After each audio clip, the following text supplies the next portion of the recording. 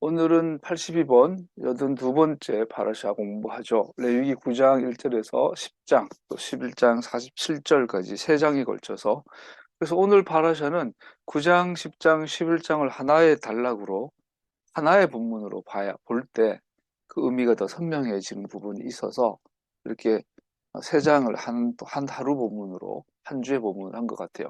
오늘 본문은 명확하게 3개의 장으로 나뉩니다. 하나의 본문인데 3개의 장으로 나뉘어져 있습니다. 9장, 10장, 11장. 9장은 아론과 그의 아들들이 직접 이스라엘 회중을 위한 첫 번째 희생제사를 드리는 것. 이제 지난주 했던 8장에는 7장 8장 아론과 그 아들들의 제사장 위임식이 있었잖아요. 그거는 모세가 집전했죠. 모세가 최초 제사장이죠. 그리고 이제 아론과 그의 아들들이, 아론의 직계 아들, 사촌 말고 직계 아들들이 이제 어, 제사장이 되어서 첫 번째 희생제사, 자기를 위한 속죄제, 백성들을 위한 번제제사 드리고, 그 다음에 이제 그러고 나니까 오늘 읽었던 9장 끝에 보면 하나님의 영광이 모든 백성에게 나타났다. 하나님의 영광이, 하나님께서 아론과 아들들의 제사를 받으신 거죠. 이게 뭘 의미하냐면 지난주 나눈 것처럼 어, 고생해서 430년, 480년 고생해서 400년 동안 노예 생활을 하다가 드디어 모세를 통하여서 하나님께서 애굽에서 구출해내셨어요. 그리고 정말 3개월 동안 고생해서 시내산에 다다랐어요. 그리고 고생해서 언약을 맺었어요. 그리고 자원하여 막 예물을 들여서 하나님의 성막을 건축을 했어요. 그 사이에 뭐 금송아지 사건도 나고 막 별별 큰 그 다 산들을 넘어 드디어 성막을 완성했는데, 문제는 성막에 하나님의 영광이 가득했어요. 문제는 거기에 들어가지 못하는 거예요. 기껏 지어놨더니 못 들어가는 거예요. 그랬더니 하나님께서 가까이 오는, 카로브한, 하나님께 가까이 오려고 하는 사람이면 누구나 그러면서 하나님께 가까이 올 수 있는 길, 문, 방법, 구원의 길이 되죠. 이거를 제시하는 것이 레위기의 희생제사예요. 그래서 희생제사에 대한 내용이 1장에서 5장까지 나오고 6장, 7장에서 그 희생제사가 대제사장이 집전해야 될 제사장의 역할을 집중해서 보여주고 있고, 5장, 6장, 7장에 또 지난주 나왔던 7장, 8장에서 대제사장 위임식이 있었어요. 그러고 나서 처음으로 그 제사장이 희생제사를 집전했을 때 하나님께서 하나님 영광으로 임해 주셨어요. 즉 이제는 성막을 통해서 하나님 앞에 나아갈 수 있는 첫 번째 사건이 일어난 것이 9장에 나온 겁니다. 그런데 하나님께서 영광이 임했을 때 그 희생 제사를 받아들였다. 너네들이 나에게 가까이 오는 것을 내가 이제는 받아들인다. 너와 나는 만날 수 있다. 이 말, 다른 걸 말하면 죄의 문제가 해결이 됐다라는 뜻이고, 가까이 왔다라는 그 응답, 사인이 뭐냐면 그때 이 4절, 그때의 주님 앞에서부터 불이 나와 제단 위에 번제물과 기름기를 불살랐다. 여기서 이제 번제단에, 여기서 말하는 제단은 번제단이에요. 번제단은 지성소, 성소, 성막들 바깥 왼쪽에 있는 거예요. 입구에서 들어섰을 때 왼쪽에 번제단, 정면에 물두멍, 그 건너편에 성소. 그 주님 아픔은 번제단이죠, 그죠? 근데 불이 번제단에서 지성소와 성소를 지나서 온 건지 하늘의 구름 기둥이 밑에서 쏟아진 건지 모르지만 주님 앞에서 불이 나왔어요. 여기에 대해서 여러 견해가 있지만 어쨌든 주님 앞에서 실제로 이 물리적 불이 나와서 번제단 위에 있는 번제물과 기름기를 불살랐다. 어떤 모습일지 보면 굉장히 재밌을 것 같아요. 우리나라 88 올림픽 때 활을 쏴서 화살에다 불을 붙여가지고 성화에 불을 붙였는데 그거의 전상이 돼요. 저는 확 불이 와서 번제단이 갑자기 뻥 하고 불이 붙었다는 거죠. 모든 백성은 그 광경을 보고 큰 소리를 지르며 땅에 엎드렸다. 얼마나 놀랐겠어요, 그죠? 어디 뭐 대포가 날아와가지고 펑 하고 불이 붙은 것 같았을 거예요. 이것은 의미하는 바 말씀드린 것처럼 이제 내가 네 제사를 받아들인다. 즉 너는 나에게 가까이 올 수 있다. 이 9장이에요. 10장에는 아론의 아들들인 나답과 아비후의 죄가 기록되어 있어요. 하나님께서 죽음을 직접 선고하셨어요. 이 9장과 10장의 이 장면의 이 차이, 갭, 이 충격은 어마어마해요. 좀 전에 하나님께서 그 제사를 기뻐 받으셨는데 그 직후에 그 제사를 집전했던 제사장 두 사람이 그 자리에서 즉사해서 죽어요. 그것도 불에 타 죽어요. 사람이 죽을 때 화형이 가장 힘들다고 해요. 어, 불에 타 죽어본 사람이 없으니까, 다 죽었으니까. 얼마나 힘든지 모르지만, 사람이 당할 수 있는 고통 중에 사실 사람이 당할 고통을 경중을 비교한다는 자체가 좀 그렇지만, 화형, 사람의 몸이 자기 살아있는 채로 불에 타는 게 가장 힘들다 그래요. 근데 이 나답과 아비후는 불과 몇 시간, 어쩌면 며칠 전에 하나님 앞에 제사를 인도했던 제사장이고 그 어마어마한 경건하고 고루한 절차를 거쳐서 제사장으로 위임받은 서임받은 자예요. 그런데 10장으로 넘어가니까 다른 불을 금지된 다른 불을 들여서 주님 앞에서 불이 나와. 아까 그 불이에요. 아까 그 불이 아까는 번제단의 제물을 수용하는 받아주는 불이었는데 이번에는 죽이는 불이었어요. 주님 앞에서 불이 나와서 그들을 삼키니 불태우니 그들은 주님 앞에서 죽고 말았다. 이 9장 10장에는 제물이 불타는데 하나는 제물 하나는 제사장이 불에 타 죽어요. 너무나 충격적이죠. 11장으로 가면 이 9장과 10장이 연결이 되고 또 11장에서 우리 기독교에서 가장 뜨거운 감자 분명히 성경에 기록되어 있으니까 하나님의 말씀인데 지킬 수도 없고 지키라고 가르칠 수도 없고 지키고 싶지도 않고 하는 게 11장이에요. 이 코셔죠, 코셔.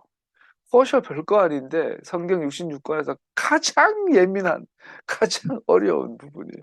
코셔. 그러면서 가장 심플한, 가장 간단한 문제인데 2000년 동안 교회가 해결하지 못하는 게 레위기 11장. 9장의 첫 제사와 하나님의 흠량하고 임재해 주심, 받아 주심. 10장의 제사장의 죽음. 11장의 코쉐르. 이것은 정확하게 하나의 본문입니다. 이것은 굉장히 의미가 있겠죠. 9장은 10장의 죽음의 사건과 관계가 있습니다. 하나님은 제사장들의 혁신보다 복종을 원하십니다. 제사장들 의무는 그의 명령을 수행하는 것입니다.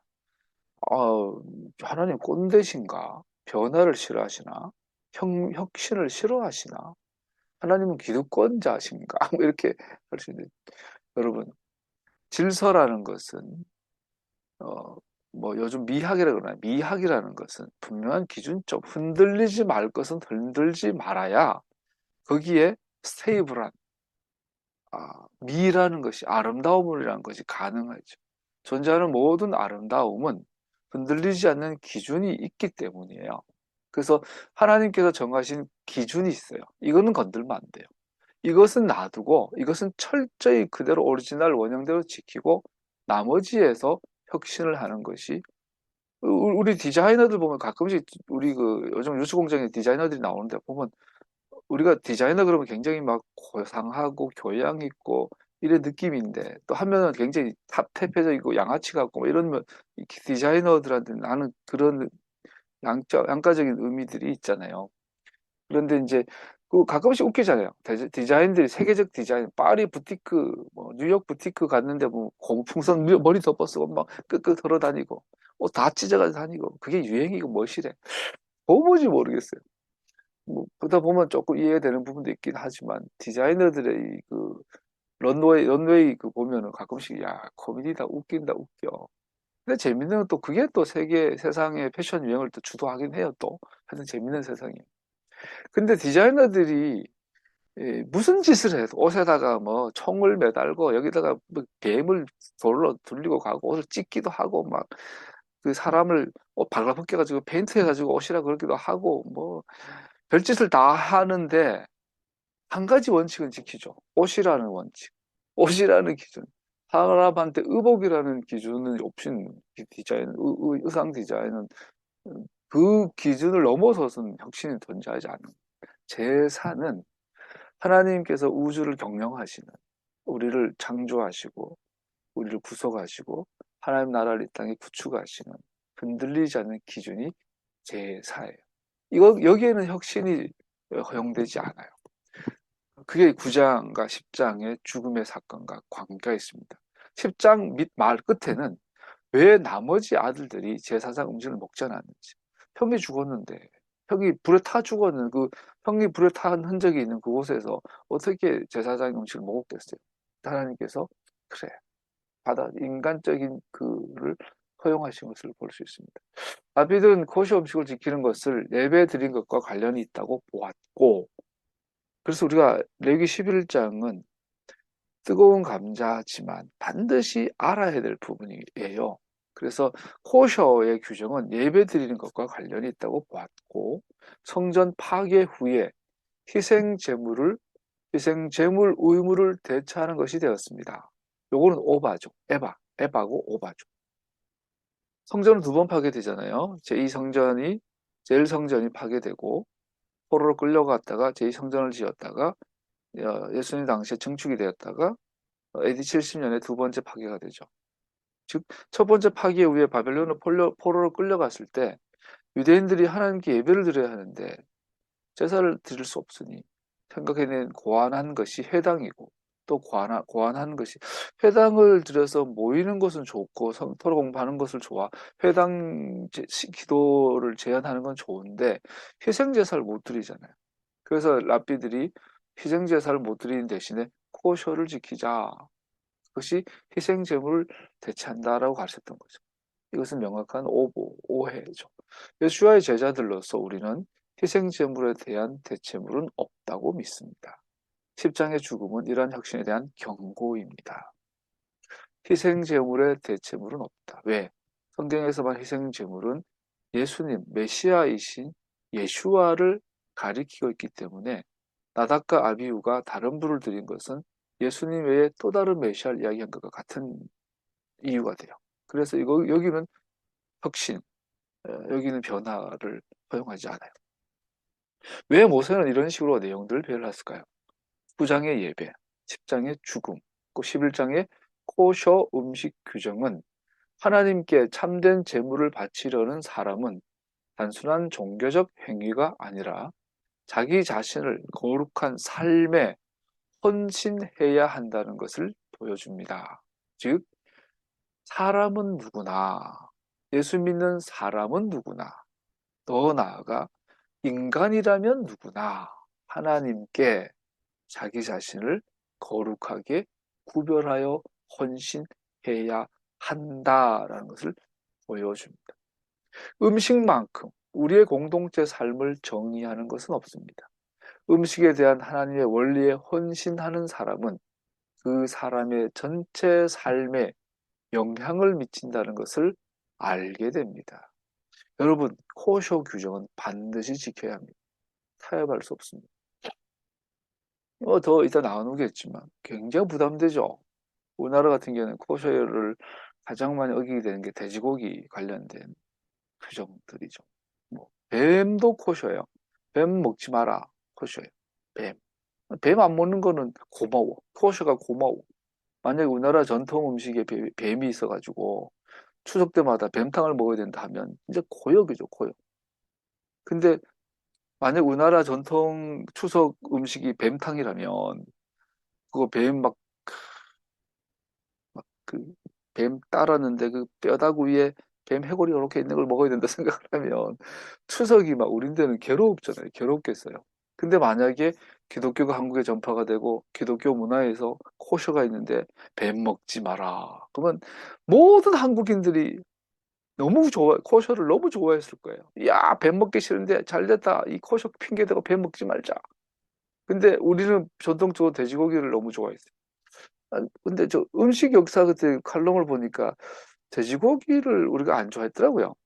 중국 애들이 돼지고기를 좋아했고 우리나라는 돼지고기보다 소고기를 더 좋아했대요. 그 조선시대 돼지보다 소가 훨씬 많이 있었고 소고기를 우리 굉장히 너무 많이 먹어가지고 정부에서 정기적으로 야, 소 그만 잡아, 소 그만 먹어, 좀 아껴 먹어 이렇게 할 정도로 소고기를 그렇게 많이 먹었대요. 실제로 근데 돼지고기를 많이 먹게 된 건 일제시대 이후에 이거 돼지고기는 뭐 이거 대량 사육도 쉽고 뭐 여러 가지 이유로 돼지고기 우리나라에 보편화된 건데 사실은 우리나라의 고기는 소고기라고 해요. 그러니까 근데 어느 날 일제시대 이후로 돼지고기가 이제 모든 한국 사람의 입맛을 사로잡고 있는데 또 돼지고기 맛있잖아요. 그러다 보니 사람들이 이제는 코셔가 싫은 거야. 반대가 되죠. 아이씨, 돼지고기 먹지 말래. 아이, 이거 안 먹고 시장 나가가지고 또 회사에서 회식할 때 도대체 뭘 먹으라는 이야기야. 순대? 어떻게 안 먹고. 저는 개인적으로 순대를 안 좋아하던 입장에서 순대 먹지 말라, 안 먹어도 된다니까 너무 좋아요.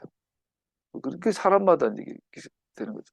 그런데 이 11장 레위기의 코시오 규정은 먹고 말고의 문제가 아니라 네 일상생활, 너의 하루하루 일상이 하나님께 분리되어 있음을 네가 잊지 말아라 라는 장치가 코쇼예요. 그렇지 않으면 예배는 허구일 뿐입니다. 희생제사는 단순히 종교적 의식이 아니라 하나님을 경외하는 우리의 마음의 동기에 대한 외부적 표현입니다. 외부적 표현입니다. 이러한 통합적 예배는 그 사람의 전 존재와 삶 전체가 하루나 한순간이나 하나의 행사로서의 행사로서가 아님을 보여줍니다. 믿음과 종교적인 것과 우리 일상적인 삶은 통합되어 하나의 예배가 구성되어야 한다라고 말하고 있는 거죠. 전 세계에서 교회 다닌다고 술 안 먹는 나라는 우리나라밖에 없어요. 예수 믿으면 술 먹으면 안 돼. 예수 믿으면 담배 피우면 안 돼. 우리나라만 그래요. 다른 나라만 가도 예수 믿고 술 먹고 담배 피우는 거는 뭐 일상이 일상. 심지어 뭐 한국 캐톨릭은 안 그래요. 술주정뱅이가 제일 많은 그룹이 신부님들이에요. 신부님들 중에 알코올 중독자가 그렇게 많아요. 정말 많아요. 알코올 중독돼가지고 정신병 입원하는 신부들도 있어요. 그러니까 꼭 한국 개신교만 술을 안 먹으면 죄악시 여겨요. 그런데 이것이 나쁜가? 제가 보기 선기능이 되게 많아요. 우리나라 뭐 과거에 우리나라는 술을 먹으면 끝이 없이 밤새 달리는 또 술을 한번 먹으면 밤새 달리는 문화도 또 우리나라가 또 독보적이죠 아주. 전 세계 소주 문화 술 소비량이 전 세계 1위잖아. 독보적 1위잖아. 마늘처럼 마늘과 소주가 우리나라는 그래요. 다른 나라 마늘 두세 개 올리오 뭐 파스타 두 개 넣을 때 우리나라는 뭐 20개 30개 넣어버리니 그러다 보니 옛날에 선교사들이 술 먹지 마 이렇게 한 건데 코쇼 그러니까 그렇기 때문에 오늘날 한국 사회에서 신앙생활을 하면서 술을 마음껏 먹으면요 이미 이것은 고차가 됐어요. 신앙생활 바르게 하는 것과 술을 일상화하는 것은 이제 만날 수가 없어요. 저는 이거 굉장히 좋은 거라고 봐요. 술은 뭐 조금씩 즐기는 거 괜찮지만 안 취하려면 우리나라 사람의 기질상 먹으면 취해야지. 취하도록 뭐 취하기 위해서 먹는 것이 이런 우리 그런 정서가 있잖아요, 우리나라는. 그러다 보니 술을 즐기는 것과 어, 신앙생활을 잘하는 거랑은 잘 안 맞는 게 우리나라 현실인 것 같아요. 그런 의미라고 그런 걸 또 많이 연결해서 생각해 볼 수 있어요. 그래서 오늘날 예수 잘 믿으려면 술을 멀리 해야 돼. 되게 의미 있는 부분이라고 해요. 근데 그거를 규제화하고 이렇게 하면 그것도 전혀 되지 않죠. 그래서 뭐 막걸리 한 잔, 뭐 맥주 한 잔, 뭐 친구들하고 대화하면 집에서 와인 한 잔, 전혀 문제가 되지 않는다고 봅니다. 그, 그것처럼 이거예요. 오늘날 술 먹고 안 먹고가 교회 다니 안 다니 구별하는 그 기준이 된 것처럼 코셔가 우리 삶을 하나님께 구별해 드리냐 안 드리냐의 기준이 된다. 이 말 하려고 해요. 그래서 구장으로 좀 더 가까이 가보면 구장의 주된 내용은 아론과 그의 아들들의 직무, 희생제사를 집전하는 거죠. 그리고 희생제사와 관련하여 하나님의 영광이 백성들 가운데 나타난 것. 그게 구장의 내용입니다. 이스라엘 향한 하나님의 선택과 구원의 목적은 그 안에 함께 거하시는 것. 설교하면서 설명하기 어려운 게 이거예요. 하나님께서는 하나님의 선택하신 백성들과 함께 거하시기 위해서 세상을 창조하셨고 십자가에 달리셔서 우리를 위해서 희생하셨다. 이게 성경에서 가장 위대한 문장이거든요. 그런데 이것이 너무나 흔하게 자주 표현하다 보니 이걸 어떻게 설명하기 되게 어려워요. 하나님께서 우리와 함께 하시기 원한다. 이보다 더 위대한 주제는 없거든요. 이보다 더 살떨리는, 이보다 더 막 온몸에 닭살이 돋고 온몸에 세포가 막 살아나는 그런 선포는 없거든요. 근데 와, 전화 듣는 여러분들이 너무 이렇게 그래 이런 이게 참 설교할 때마다 이 부담이 돼. 계약적 교제 관계, 이것은 하나님과 인간 사이에 간 에덴 동산에서의 교제에 대한 경험을 다시 하는 것을 의미합니다. 9장의 내용은 제8일에 일어났습니다. 9장에 보면 여덟째 되는 날에 모세는 아론과 그 아들들과 이스라엘 장로들을 불렀다. 그래서 제사장의 최초 희생제사 집전은 8일째 셔미니 야제렛이죠. 하나님께서 오는 세상의 궁극적 통치에 대한 그림자입니다. 8일째라는 것은 오는 세상, 지금 세상에 앞으로 올 세상에 대한 이야기입니다. 하나님은 그의 피조물들의 아름다움을 즐거워하고 적합한 찬양을 받기를 원하십니다. 이것은 피조물들은 거룩할 필요가 있다는 것을 의미합니다. 왜냐하면 그는 죄인들 가운데 거하실 수 없기 때문입니다. 그러므로 그가 그의 백성들 가운데 거하시려면 우리는 깨끗해져야 합니다. 즉, 하나님의 기준으로 의로워지고 흠없는 제물들의 피로 우리의 죄를 제거해야 합니다. 그래야 그분과 함께 거할 수 있습니다. 산학의 가장 중요한 원리가 여기에 나옵니다. 성경의 가장 핵심 원리. 하나님께서 그의 백성들 가운데 거하시기 원하신다. 그래서 그의 백성들은 거룩해져야 한다. 이것이 성경을 관통하는, 이게 목적이에요, 여러분. 십자가가 목적이 아니에요. 자꾸 십자가를 목적으로 하면 그 약간 뭐랄까 학대를 좋아하는, 막 얻어맞는 거 좋아하는 막 그런 느낌. 십자가 너무 집중하면 안 돼. 십자가가 가리키는 곳, 십자가가 목적이 아니라 십자가의 목적이 뭐냐면 이거예요. 하나님께서 그의 백성들 가운데 거하시기 원하신다. 그래서 그의 백성들은 거룩해져야 한다. 이거예요. 그 희생 제사는 백성들의 문제를 해결하는 것이 아니라, 기도 응답을 위해서 있는 것이 아니라, 돈 고쳐달라고, 돈 벌게 해달라고, 건강하게 해달라고, 잘 살고 행복하게 해달라고 희생제사가 있는 것이 아니라 백성들로 하나님을 향하여 살도록 하기 위해 존재하는 겁니다. 이것이 가장 중요한 기능이고 가장 중요한 기본적 원리입니다. 대제사장인 아론의 셀프 정함의 제사 집전이 됩니다. 아론이 자기를 위한 속죄제를 자기가 해요. 대제사장만의 특권이겠죠. 일반 백성들도 가능한가? No. 우리가 제사장적 의식으로부터 배우는 주된 것은, 우리가 깨끗해질 수 있는 유일한 길은 하나님께서 지명하신 제사장을 통해서만 가능하다는 겁니다. 내가 하나님 앞에 나아가고 싶어요. 하나님 백성이 되고 싶어요. 하나님을 만나고 싶어요. 하나님의 자녀가 되기를 원해요. 그러면 다른 방법은 없어요. 우리가 깨끗해져야 되는데, 깨끗해지기 위해서 이슬람을 찾아가거나 불교를 찾아가거나 공부를 많이 하거나 선한 행위를 많이 하거나 가난한 사람들 많이 도와주거나 뭐 장애인들 위해 인생을 헌신한다거나 국가를 위해서 순국한다거나, 이게 아니에요.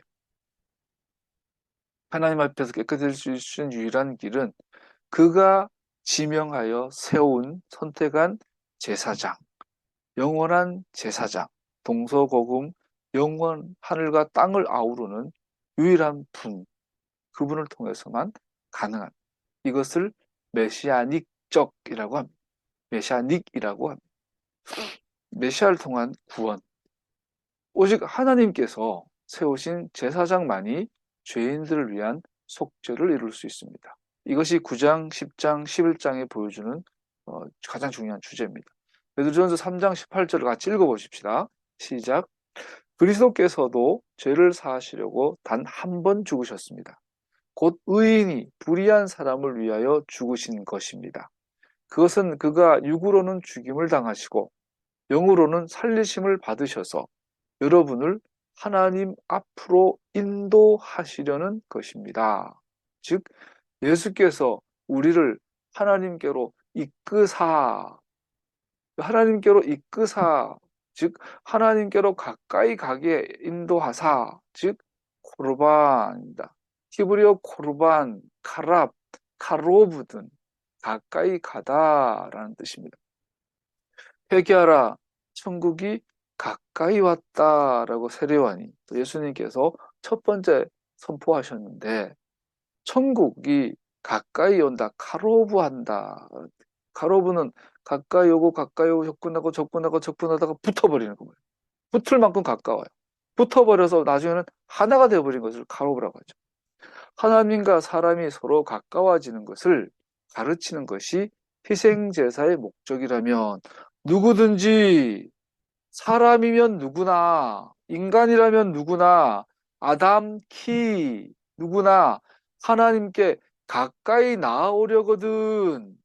이게 희생제사의 목적이라면, 희생제사의 절정은 우리의 메시아이신 예수와의 자기 희생제사이며 십자가, 이를 통해 우리를 전능하신 분께 영원토록 함께 가까이 인도하십니다. 십자가의 위대함이죠. 십자가의 영원한 절대상이죠. 오직 십자가에 달리신 예수님의 희생으로만 우리는 아버지께 가까이 나아갈 수 있고 아버지와 함께 거할 수 있는 거예요.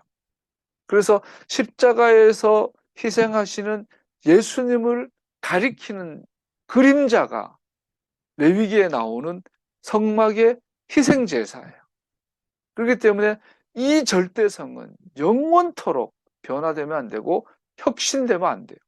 여기에 손을 댄 것이 나답과 아비후니까 그 자리에서 즉결처형이 이루어졌죠. 10장은 하나님께서 나답과 아비후에게 그렇게 엄격하게 대하신 것을 이해하는데 도움이 됩니다. 그들은 하나님께서 예수와의 그림자이신 대제사장의 독특한 직무를 깨트린 것과 관련이 있습니다. 첫 번째, 제각기 자기 향로를 가져와 불을 담고 향을 피웠다. 이게 이제 결정적이죠. 분향단에 불이어야 했어요.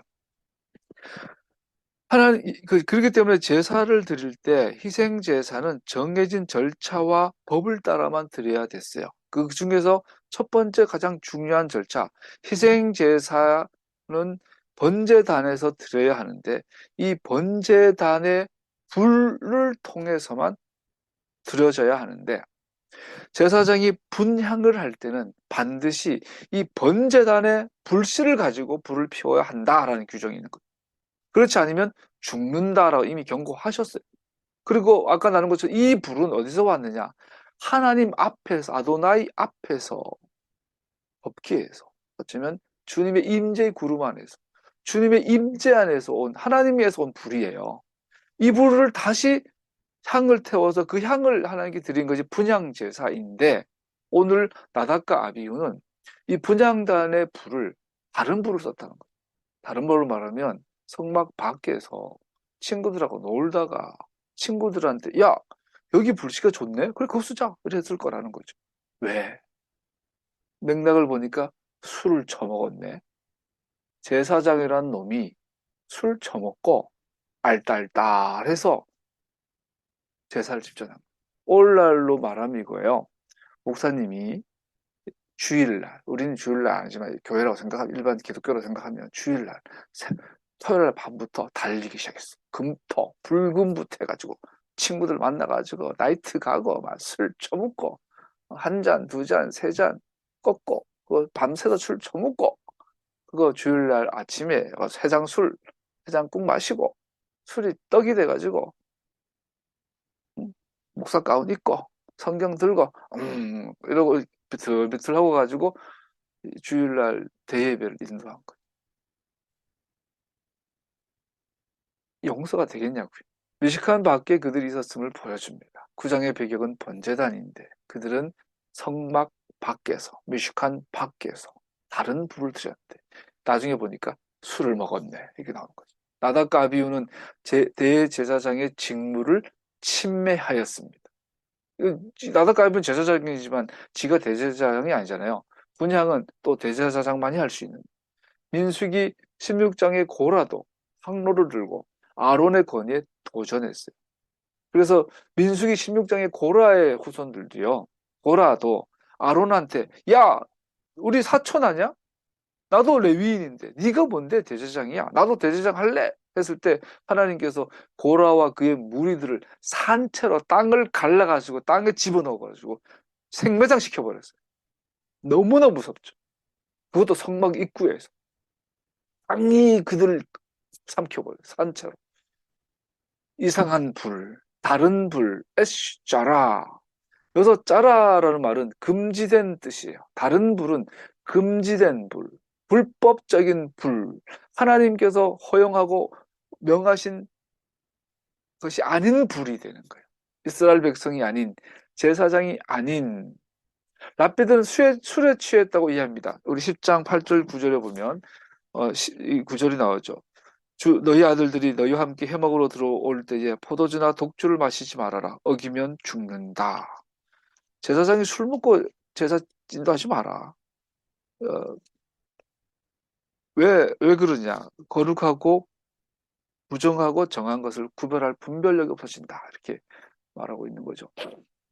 여기에 대한 다양한 견해가 있지만 대체적으로 술에 취해서 예수됐을 거라고 보는 것이 많이 봅니다. 그들은 하나님께서 명하신 대로 행하지 않고 자신들의 방법으로 예배를 드렸고 그것을 하나님께서 받아들이실 것이라고 생각했다는 것입니다. 술을 먹었든지 안 먹었든지 결론은 간단하죠. 하나님께서 명하신 대로 하지 않았고 자기 방법대로 예배를 드렸고 그것을 하나님께서 받아들이셨다고 생각하는 겁니다. 가끔씩 샤밧 그러면은 짜증 안 나요? 아이, 왜 금요일날 저녁에 왜? 토요일날 그 좋은 주말에 왜? 그게 이제 이건 심정이죠. 하나님께서 정하신 것이 나는 귀찮아, 싫어, 왜? 이것이 다른 불을 들인 일종의 죄가 될 수도 있어요. 하나님께서는 분명히 자세한 지침을 주셨습니다. 죽지 않도록. 이미 하나님께서 다정하시게 경고하셨어요. 야, 조심해. 그러면 이거는 다른 거는 혼나지만 이거는 죽어. 이거는 절대 하면 안 돼.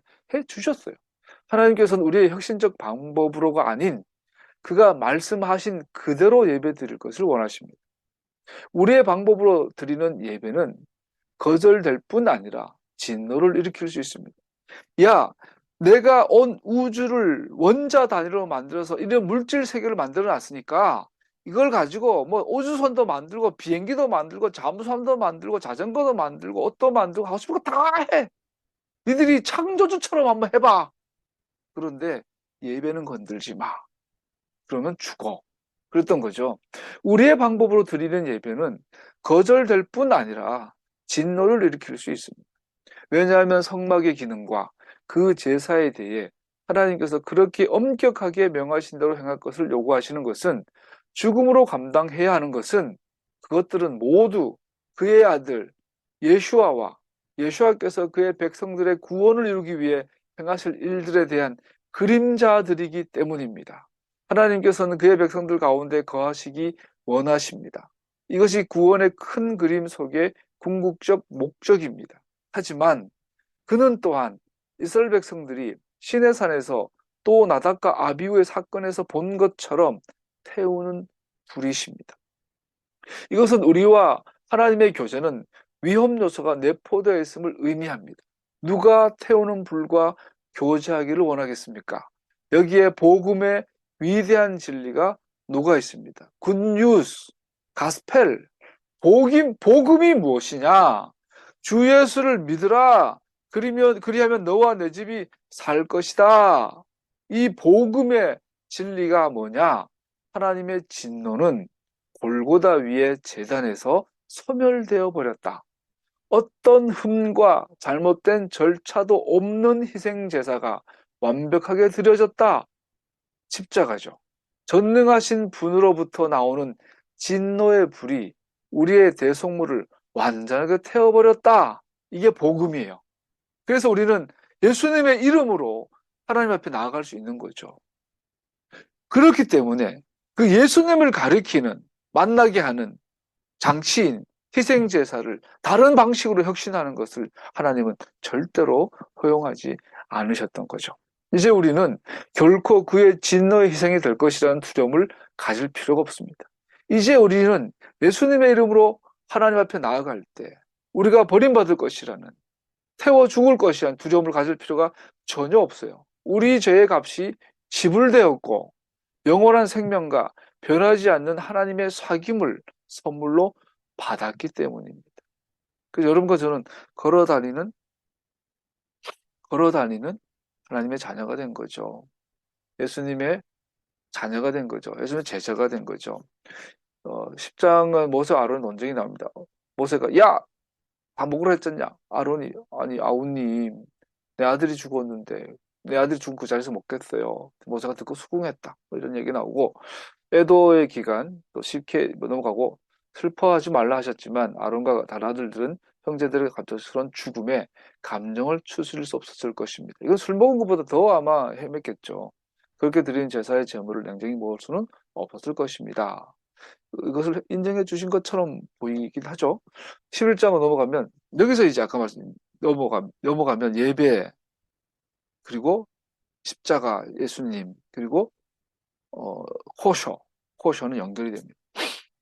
만일 이러한 이해가 적합하다면 다음 장 11장의 일상생활 속에서 무엇을 먹고 먹지 말아야 할 것인지를 구별하는 것이 이어서 나오는 것은 의미심장합니다. 즉 코셔 음식은 코셔의 삶에 대한 표현입니다. 왜 영어로 하면 코셔라고 발음이 되고 히브리어 원어로 하면 코쉐르가 돼요. 코쉐르. 코쉐르 삶에 대한 코셔는 코셔는 뭐냐? 먹고 말고의 단편적인 것이 아니라 코셔의 의미는 삶에 대한 표현이다. 삶에 대한 표현이다. 깨끗한 음식과 부족한 음식에 대한 규정은 구별되어졌음을 보여줍니다. 그것이 사람을 거룩하게 하는 것은 아닙니다. 돼지고기를 먹는다고 우리가 더러워지고 소고기 먹는다고 깨끗해지는 것이 아니라는 거예요. 음식 자체는 뭐 저는 뱀고기 먹어봤어요. 군대에서 고참 하나가 제 근무했던 부대가 그 화약 공장이었어요. 폭탄 만드는 공장이었어요. 그러다 보니 뭐 매일 지하에서 폭탄 그 테스트하는 훈련하거든요. 그럼 희한한 게 이게 맞는지 모르겠는데 뱀이 뭡니까 화약을 되게 좋아한대요. 그래서 우리 부대는 화약이 항상 터지니까 폭탄 터지는 테스트하는 공장이다 보니까 뱀이 많았어요. 진짜 뱀 많았어요. 심지어 하루는 점심 먹으려고 우리 중대 식당에 들어갔는데 애들이 막 소리를 질러. 놀라서 봤더니 내 발 밑에 젓가락 놓는 이 수저통 밑에 뱀이 막 또아리를 켜와 있는 거예요. 그 빌비지했어요. 자는데 내 후반에 뱀 들어오고 막 그랬어요. 오늘날 군무 서고 있는데 고참 하나가 휘죽휘죽 웃더니 형사 봐 이거 먹어봐 명태 구웠어. 그래서 먹는데 약간 비려요. 그래서 먹었죠. 더 먹고 났더니 막 깔깔깔 웃더니 뱀이래요. 독사래요. 살모사래요. 독사인지 살모사인지 그 꼬가지고 난리 줬는데 그 느낌 그 징그러운 그 느낌 있어요. 뱀고기 먹어봤어요. 뱀 먹는다고 부정해지는 건 아니죠. 뱀이 부정하고 정한 거 뱀은 뱀이죠. 소는 소고 돼지는 돼지고. 그런데 말씀드린 것처럼 여기서는 그 음식이 중요한 게 아니라 음식을 가지고 내 삶을 구별하도록 명하신 하나님의 말씀이 중요해요. 그래서 이 말씀대로 살 때 내 삶이 하나님에 대해 향하여 구별되어졌다는 표현이 되는 거예요. 하나님께 순종하는 것은 의의 수단이 아닙니다. 코셔 지킨다고 의로워지는 것도 아니고 안 지킨다고 내가 의로지 않는 것도 아닌데 안 지킨다고 의로지지 않는 것이 부정해지는 것이. 그러나 거룩하신 분께 구별된 헌신된 사람들의 표시이며 특징들입니다. 나는 하나님의 사람이다라는 자타를 향한 표현이 되는 거죠. 하나님께서는 당신의 백성들이 끊임없이 주님 앞에서 코람되어 주님 앞에서 살기를 원하십니다. 그에게로 구별된 사람들로서 우리는 그에게 속한 사람들로서 행동하며 삶의 방식을 그의 길로 살아가기를 원하십니다. 속된 것과 평범한 것은 없습니다. 모든 것은 거룩합니다. 왜냐하면 그는 우리와 함께 거하시기를 선택하셨기 때문입니다. 그러므로 우리 삶의 모든 부분들이 예배의 행위입니다. 우리에게 거룩해져야 할 것들 밖에 있는 것은 존재하지만 우리에게 세속적인 것은 존재하지 않습니다. 그래서 이 코쇼가 주는 의의는 가장 중요한 의의는 이거예요. 예외가 없다. 네 삶의 모든 부분이, 모든 행위가, 모든 네 삶의 전부가 하나님께 예배되어져야 한다라고 보여준 거죠. 그것을 기억하게 하는 장치가 코셔라는 라이프 스타일이에요. 자, 여기서 우리 한번 변질되고 타협하고 죄를 타협해 봅시다. 그러면 코셔의 규정을 정확하게 다 지키면 되나요? 불가능하긴 하지만 지키려면 할 수는 있겠죠. 이렇게 생각해 봤어요. 노래방을 안 가본 지가 몇십 년이 됐는데 한번 가보고 싶어요. 애들 데리고. 옛날에 노래방을 가면 그 노래 부르잖아요. 요즘은 뭐 코인 노래방이라던데 옛날에는 뭐 룸이었잖아요. 룸. 노래를 부르면 짠짜르잔 짠짠짠 짠짜르잔 그리고 이제 몇 점 나오잖아요. 대부분 90점 이상 다 나오죠. 근데 100점은 잘 안 나와요. 그죠? 잘 안 나와요. 근데 만약에 생각해 보세요. 할 때마다 80점, 90점 나오니까 또 하고 또 갈 재미가 생기는데 노래방 가서 노래 부를 때마다 100점이 나오면 어떻게 되세요? 재미가 없죠. 그때부터 안 가겠죠. 대충 불러도 100점, 잘 불러도 100점씩 나오면 이 100점이 일상화가 되면 어떻게 돼요? 이게 저는 이거 저의 이 하나님 앞에서 잔머리입니다. 우리가 돼지고기를 철저히 안 먹으면 100%안 먹으면 행복하겠죠. 100점만 나오면. 근데 매일 100점 나오면 어떻게 될까요? 지루하잖아. 그러니까 가끔씩은 먹자는 소리는 아니고 먹고 싶은데 그것 때문에 스트레스 받고 그것 때문에 인생 낭비하지는 마십시오. 다만 내가 그 먹는 것 앞에서 멈칫 좀 부담 심지어 짜증 이 자체가 뭐죠? 내가 하나님의 아들 자녀라는 증거고 하나님의 뜻대로 살아야 되는데라는 부담감을 갖고 있다는 것이고 하나님 뜻대로 살고 싶다라는 소원을 갖고 있는 것이 아닐까요? 그렇게 그럴 거라고 믿습니다. 이것을 이해한다면 그것은 혁명적인 변화입니다. 이런 가치관은 우리 일상의 삶의 모든 부분들에 거룩한 가치를 갖게 합니다.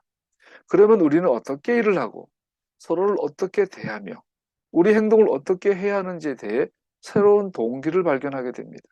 모든 결정에 새로운 동기를 줍니다. 직장 생활을 하면서 가장 어려운 것은 일이 아니라 사람이죠. 어떻게 해야 될지. 그리고 또 뭐 실제 업무에 대한 능률, 업무에 대한 나의 그 능력, 뭐 이런 것들도 스트레스가 될 수 있고, 또 내가 일을 해야 돼 말아야 돼. 또 나는 우리 가족 안에서도 저 사람, 저분하고 나 이거 너무 불편한데 어떻게 해야 돼? 이 모든 우리 삶의 모든 결정, 모든 순간이 결정하는 그 기준이 바로 하나님과의 관계이다. 이 세계관, 이 가치관은 우리의 삶에 혁명적인 변화를 가져옵니다. 그런 태도를 상징하고 보여주는 게 코셔라는 거죠. 이러한 이해가 랍비들의 삶에 소소한 것에 적합한 할라카를 찾는 동기가 되었습니다.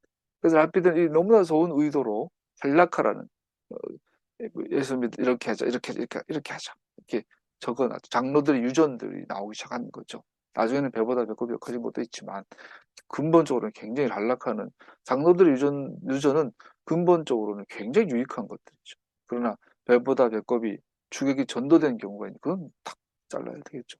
이런 삶으로 하나님을 온 마음과 정성과 힘을 다해 사랑하는 것을 이해하게 됩니다. 이것은 바울의 가르침이기도 합니다. 고린도서 10장 31절 같이 읽어보죠. 그러므로 여러분은 먹든지 마시든지 무슨 일을 하든지 모든 것을 하나님의 영광을 위하여 하십시오.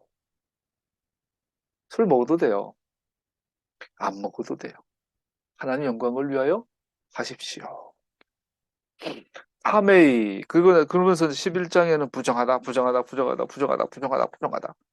그래서 교회에서 성경 통독할 때 레위기 11장 싹 넘어가 보죠. 이 부정하다는데 뭔가 찝찝한데 뭔가 찝찝한데 빨리 놓고 버린 거. 불결하다, 부정하다. 탐웨이. 히브리어 탐웨이는 그 부정함이 결코 바뀔 수 없는 정도의 부정함을 의미합니다. 중요한 것은 탐웨이는 언제나 탐웨이합니다.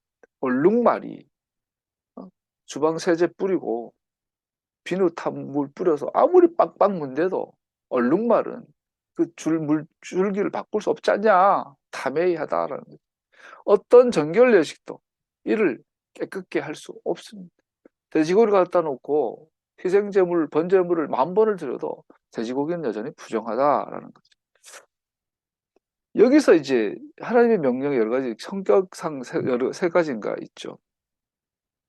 그중에서 호쿠에 해당되는 미시파트, 호쿠, 유래와 규례와 법도라 이렇게 번역이 될 때 호쿠에 해당되는 이 규례는 이거는 이성적 판단을 요구하지 않아요. 왜요? 왜 부정해요? 하나님 거기에 대해서 대답을 주지 않으세요. 그냥 지켜. 이것은 하나님, 이거 우리 그 옛날에 웹툰 나온 것처럼 너와 나는 다르다. 이것이 너와 나의 눈높이다. 그처럼 이 호크의 명령, 특히 이 코쇼 명령이 주는 가장 그것은 그거예요. 하나님께서 아담한테 야, 동산 중앙에 있는 거 다 먹을 수 있는데 중앙에 있는 그 선악을 알는 나무의 열매를 먹지 마. 아담이 그러죠. 왜요? 썩었어요? 벌레가 있어요? 상했어요? 먹으면 배탈 나요? 왜요? 하나님께서 먹지 마. 우리의 이해를 구하지 않아요. 우리의 동의를 구하지 않아요. 우리의 합리적인 구하지 않아요. 지켜. 이것은 하나님은 절대자. 나는 그의 피조. 이 영원한 신분의 차이를 보여주는 명령이죠. 그 중에 하나가 탐웨이, 부정하다. 이 기준이에요. 어떤 정결 예식도 깨끗게 할 수 없습니다. 11절, 36절은 재미있는 것은 말씀 마무리하죠. 물속에 사는 생물들은 만져도 부정해지지 않습니다. 특히 흐르는 물은 물고기에 대한 이름이 없어요. 그냥 비늘이 어떻게 돼 있지. 그래서 흐르는 그러니까 우리가 일상생활에 고정되지 않는 강이 흐르고 바다가 흐르고 일상생활 속에서 있는 대부분의 것들은 부정하지 않아요. 깨끗해요. 그래서 우리가 실제로 부정해지는 순간들은 정말 1년에 몇 번 있을까 말까 하는 경우예요. 죽은 걸 먹는다거나 죽은 시체를 만진다거나 평생에 죽은 시체 만질 일이 누가 있겠습니까?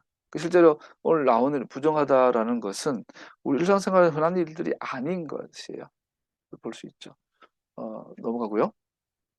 11장 45절 보면 음식 규정은 이교도 나라들과 구별하기 위하여 하나님의 소유임을 표시하기 위한 목적도 있었습니다.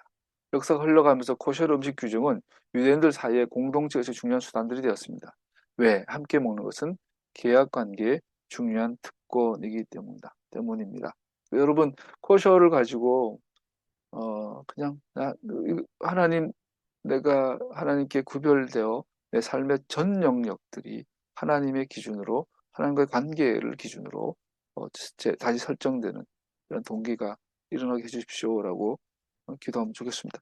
참고하여서 포쇼에 보면 일반적 육상 짐승에 대하여 굽이 갈라져 쪽발이 되고 횡질하는 것은 먹을 수 있다. 소고기 예를 들어서. 그러나 굽만 갈라졌거나 색임질 안 하는 것은 못 먹는다. 약대, 사반, 토끼, 돼지 이런 짐승들. 두 번째, 가증한 것들을 먹는 것에 관하여 물고기 중에 비늘이 있고 아가미가 있는 것은 먹을 수 있다. 그러나 지느러미가 없고 비늘이 없는 것은 먹지 말아야 한다. 이게 되어 있죠. 뱀장어 이런 거겠죠. 장어구이 그건 코쇼 아닙니다. 먹을 수 없는 거죠. 날짐승 중에서는 독수리, 솔개, 어흥, 매 종류, 까마귀, 타조, 다호마스, 갈매기, 새매, 올빼미, 노자, 부엉이, 따오기, 당아 거의 안 먹는 거예요. 대승, 박쥐 이런 것들은 먹지 마라. 먹을 수 있는 것은 메뚜기 먹을 수 있습니다. 귀뚜라미, 팥종 궁금해. 바퀴벌레 먹을 수 있나? 하여튼 이거 먹을 수 있다고 돼 있어. 날개가 있고 네 발로 기어 바퀴벌레 안 되겠네. 날개가 있고 네 발로 기어다니는 것은 먹을 수 있다. 셋째 범주, 동물과 일시적인 부정한 것들이 있어요. 기어다니는 동물 중에 쪽제비, 쥐, 도마, 뱀, 합계, 육지악어, 수궁, 사막, 도마뱀, 칠면, 석척 이런 것들은 먹지 마라 되어 있고요. 넷째 범죄 가증한 것들, 그러니까 먹지 말라고 한 것들은 네 발로 기는 것이 여러 발로 가진 것, 발이 여러 가지인 것은 가증하다 먹지 마라. 이렇게 되어 있습니다. 이들은 너에게 가증한 혐오스러운 것이니 부정한 것이니 그 고기를 먹지 말고 되어 있습니다. 여러분, 우리 예수 믿는 사람으로서 입는 옷 입는 거 하나님 앞에 구별되어야 돼요. 먹는 거 마시는 거 구별되어야 돼요. 그리고 문신 하나님께 구별돼야 돼요.